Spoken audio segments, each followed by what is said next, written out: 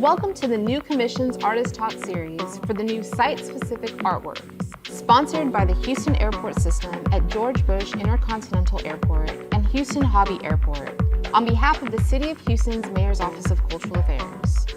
Hosted by Houston Arts Alliance Director of Civic Art and Design, Grace Zuniga. Please welcome Alex Ramos and Billy Backham of Input Output.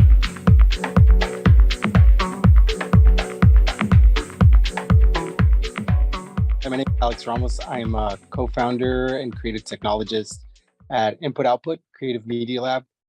We're a creative media lab that researches, designs, and develops mixed reality experiences for people to enjoy. Hi, my name is Billy Backham. I am also a co-founder and creative technologist at Input Output. Like Alex said, we research, design, and develop mixed reality experiences. So, digital, physical, interactive experiences of all kinds using different technologies.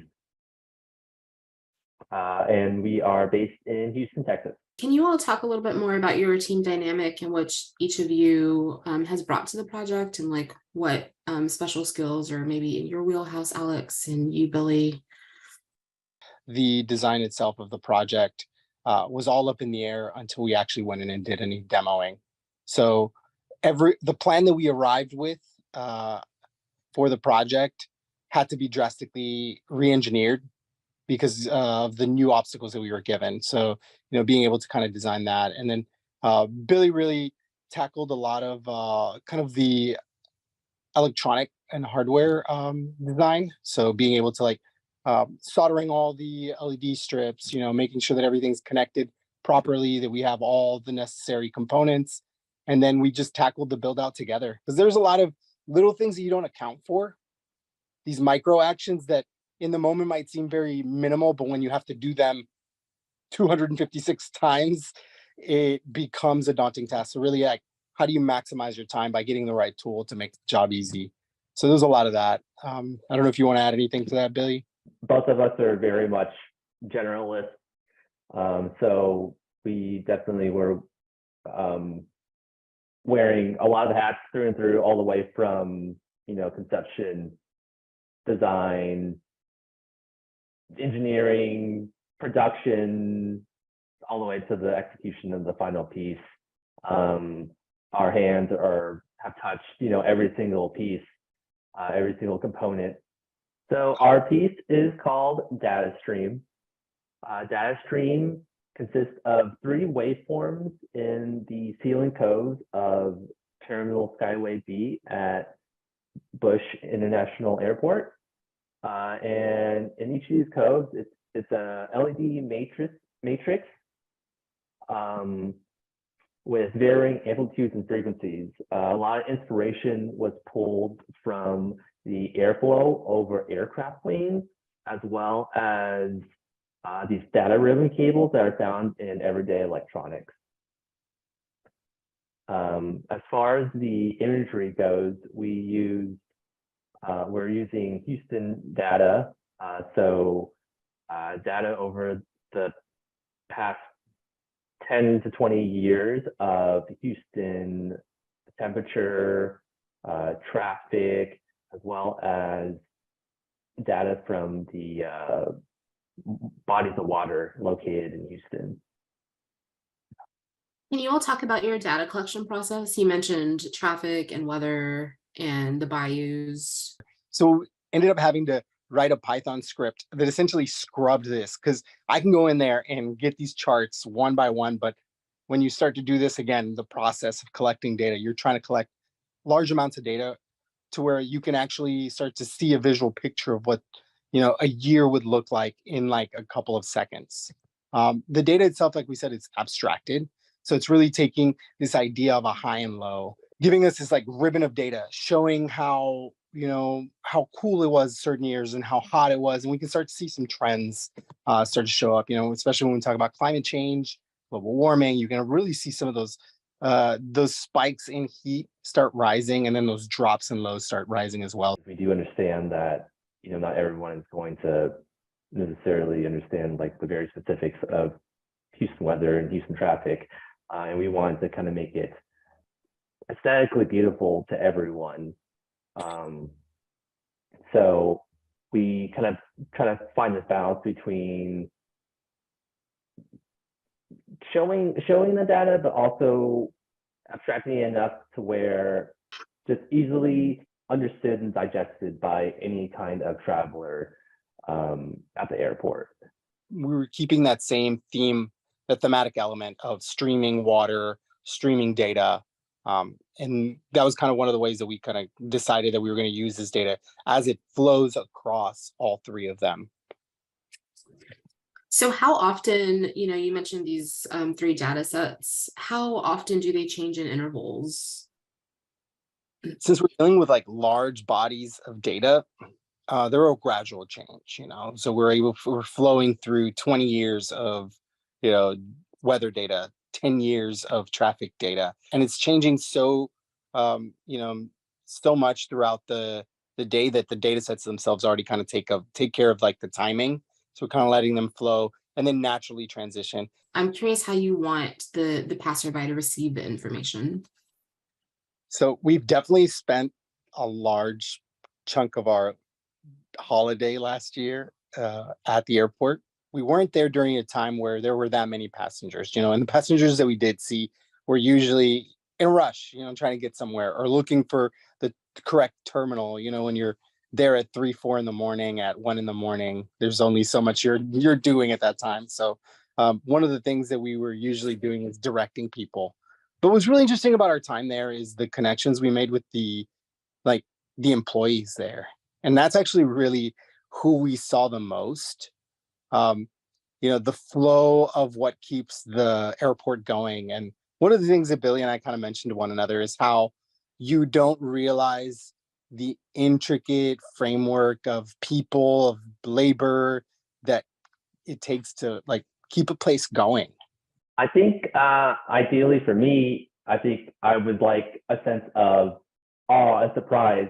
But like Alex was saying, we've already received so many varied reactions, whether it be kind of good or bad.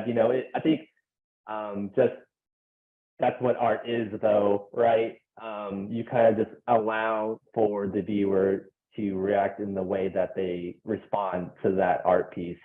And I think that is a kind of beautiful process in itself, in that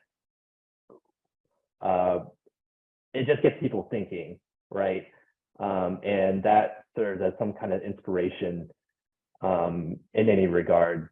So I think as long as, people take notice, whether that's, in between them rushing from their destination, to another destination, or if they're sitting on the bench waiting for the next train to come in and they're contemplating something very deep, I'm happy with any kind of reaction, really.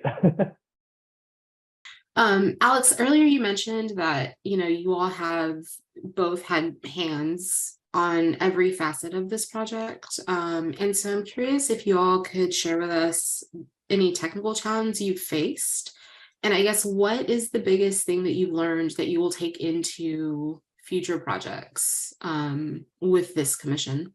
Or one big learn is, find yourself a good architect and engineering team that are going to help you every step of the way. Because, we're artists, so a lot of these things are outside of our scope of support. So finding a good team that can guide you through that process is important, because, sometimes you'll be flying in the dark, if you don't have that support.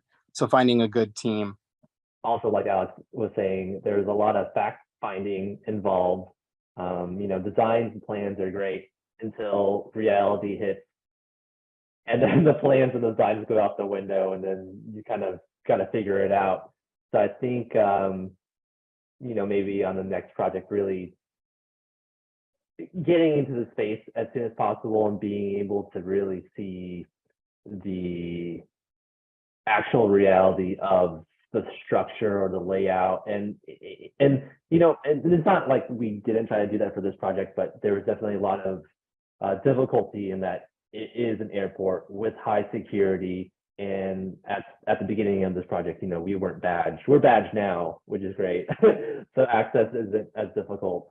But yeah, trying to gather as much information as possible from the get-go in order to just better understand the actual foundation that you will be working with, I think is a good step.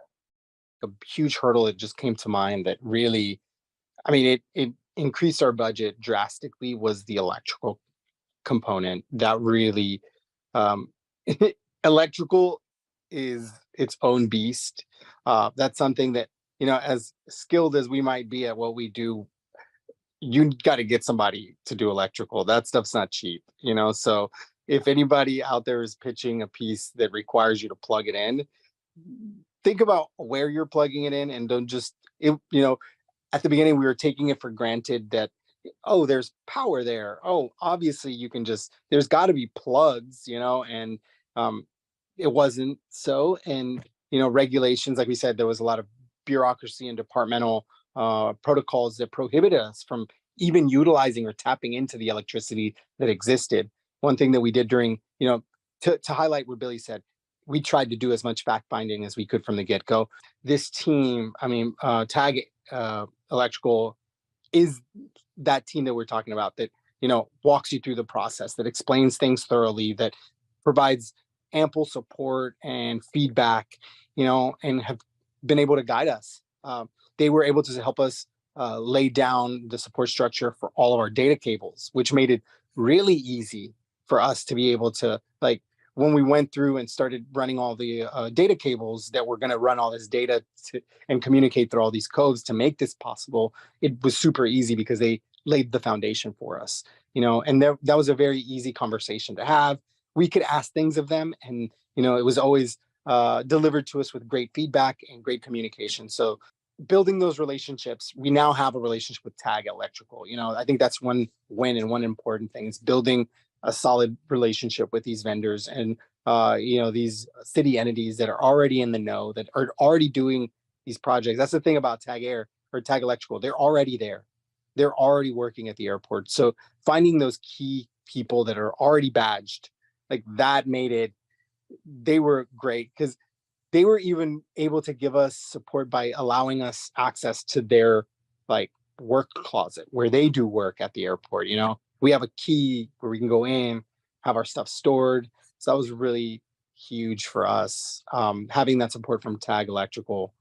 I will say that it's been, like you mentioned at the very beginning, it's been a long road. You know, it's been, I was looking at the initial proposal that we submitted, like to kind of like stroll down memory lane, like who were we 2 years ago? And a lot of it, like we changed. I mean, really taking a look at like I even remember the day we submitted this. It was late at night. Uh, we didn't know if we were going to submit or not. We didn't know if we were ready. You know, we were at like the middle point of our artist residency at Zocalo. And we were just like, all right, are we doing this? And we submitted it. And we kind of threw caution to the wind, you know, we put it out there. But we were different people. Input Output was a different company. We were very small. We were taking on really small projects. And now, like, this was pre, you know, beginnings of the pandemic. And then it was like, oh, the pandemic hit, you know, like all this stuff happening. For a long time, I didn't think it was real. Like, we would have to tell each other, like, we're doing an art piece for an airport. Like, that's bucket list for artists. I just really want to express how grateful we are for this opportunity and for HAA and MoCA and the airport for just standing by us and supporting us, you know, really throughout these past 2 years. It's been a journey, and so I know things, you know, there's been a lot of just craziness, chaos, and design changes, and there's all kinds of things. But yeah, I just really wanted to say thank you.